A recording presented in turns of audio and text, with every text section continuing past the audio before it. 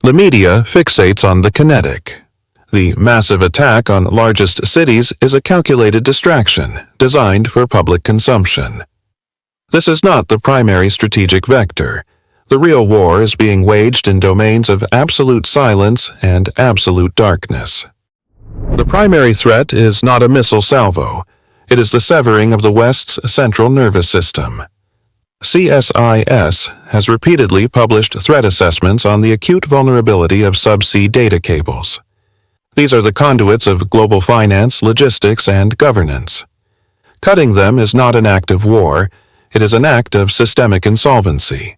This asymmetric protocol operates on two axes, below the sea and above the atmosphere. While one vector targets data flow, the other targets vision. Satellite blinding is no longer theoretical. The objective is to create a blind leviathan, a global power stripped of its data-driven omniscience, its markets paralyzed, its military assets deaf and immobile. The strategic goal is not victory through attrition. It is to trigger a systemic liquidity crisis without crossing the threshold of a launch-on-warning kinetic response. The intended result is not a cratered city, but a frozen trading floor. The most potent weapon is not the bomb. It is the sudden, catastrophic silence where trillions of dollars used to be. The core motive is not geopolitical ambition. It is a solvency crisis. Any state actor engaged in a high-intensity kinetic conflict, such as the one in Ukraine marked by massive attacks, is burning through capital and military hardware at an unsustainable rate.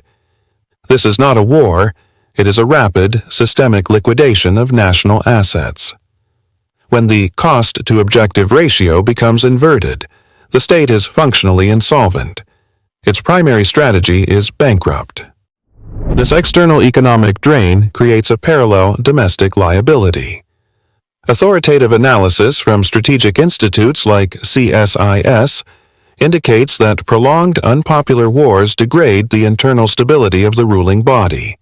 The state actor becomes cornered, not by its external adversary, but by its own balance sheet and the mathematical certainty of internal political collapse.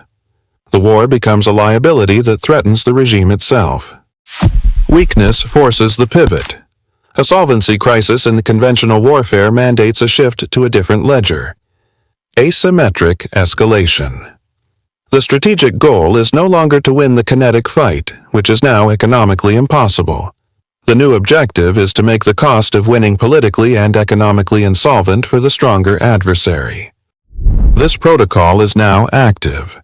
As the primary front stalls, secondary fronts are ignited. Reports confirm forces pushing for escalation in Syria, a calculated move to stretch adversary resources thin. Simultaneously, the U.S. State Department is forced to issue terrorism risk warnings across Europe. These are not random acts of chaos. They are low-cost, high-impact vectors designed to impose systemic liabilities, turning what was once perceived as a manageable conflict into an unsolvable, multi-front crisis. The core of asymmetric escalation is not military might. It is economic warfare executed with kinetic tools. The objective is to trigger a solvency crisis for the adversary. According to analysts at RUSI, the Royal United Services Institute, the defining equation of this conflict vector is the exchange rate of lethality. A $5 million main battle tank can be neutralized by a $500 first-person view drone. This is not a balanced fight. It is an asymmetric liability imposed on a technologically superior but economically exposed power. This dynamic is termed the democratization of violence, the radical collapse in the cost to project lethal force.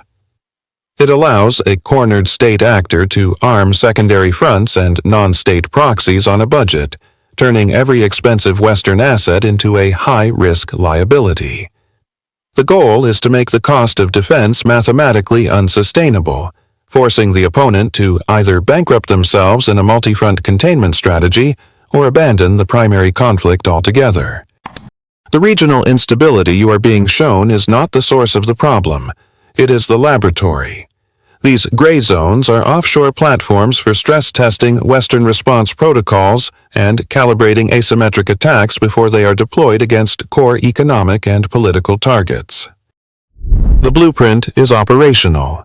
While media focuses on the kinetic front in Ukraine, source number 1, a secondary front is activated with mathematical precision. In Syria, Damascus-backed forces initiate a calculated escalation against the SDF, source number 4. This is not a distraction. It is a synchronized lever designed to create a new, unavoidable liability for coalition forces, diverting strategic focus and material resources from the primary theater. Simultaneously, a non-kinetic vector attacks systemic solvency. The State Department issues explicit terrorism warnings for key European economic hubs, source number 3. The strategic goal here is not merely the risk of violence, but the imposition of economic friction. It functions as a tax on movement, commerce, and political stability, forcing the adversary to bleed capital on internal security, a direct asymmetric liability. Analysts at RUSI confirm these zones are staging grounds. The escalations in Syria, or the security alerts that have surfaced in places as disparate as South Africa or Canada, are treated as live fire exercises. They are not the war, they are the calibration for the war. Each event tests adversary response times and political thresholds, preparing a blueprint to trigger a systemic solvency crisis for the West, making the cost of its foreign policy mathematically unsustainable. The final lever is not kinetic, it is computational.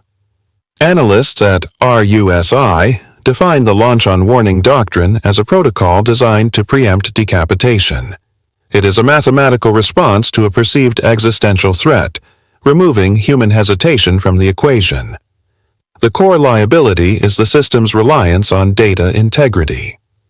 In what CSIS terms the fog of digital war, a sophisticated cyber attack can blind an adversary's early warning radar and satellite networks. For the commander in the bunker, the screen going black is an impossible dilemma. Is it a system failure, or is it a curtain for an incoming first strike? The protocol dictates that a loss of signal is, in itself, a valid launch indicator.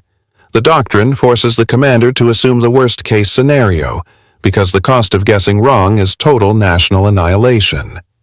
This is the ultimate asymmetric escalation, forcing your opponent into a solvency crisis of decision-making, where the only logical move to avoid obliteration is to trigger a systemic, global catastrophe.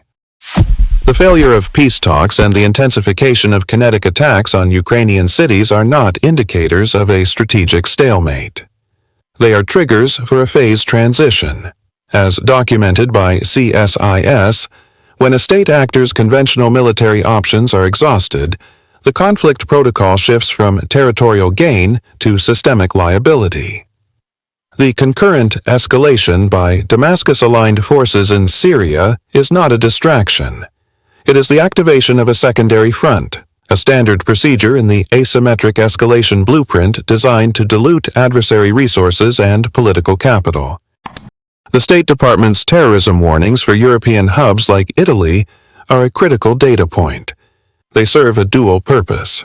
First, as a vector for low-cost, high-impact psychological warfare, and second, as preemptive narrative cover.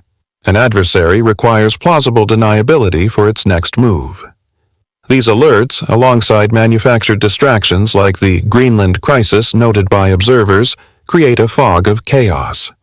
In this environment, a sophisticated strategic attack can be misattributed to non-state actors or even systemic failure. This is not a bug, it is a feature of the doctrine. The calibration forecast. Within the next 12 months, expect a sustained, attribution-impossible blackout of a critical European data or port facility. A prime vector would be a Tier 1 Mediterranean container port, targeting the continent's economic solvency. This will not be a kinetic strike. It will manifest as a cascading IT and logistics failure, officially attributed to sophisticated ransomware or a catastrophic patch error. The event's purpose is not destruction, but to serve as a calibration shot, to measure the West's response time, assess its economic pain threshold, and impose massive, unfunded liabilities that make the kinetic cost of supporting the primary conflict politically insolvent.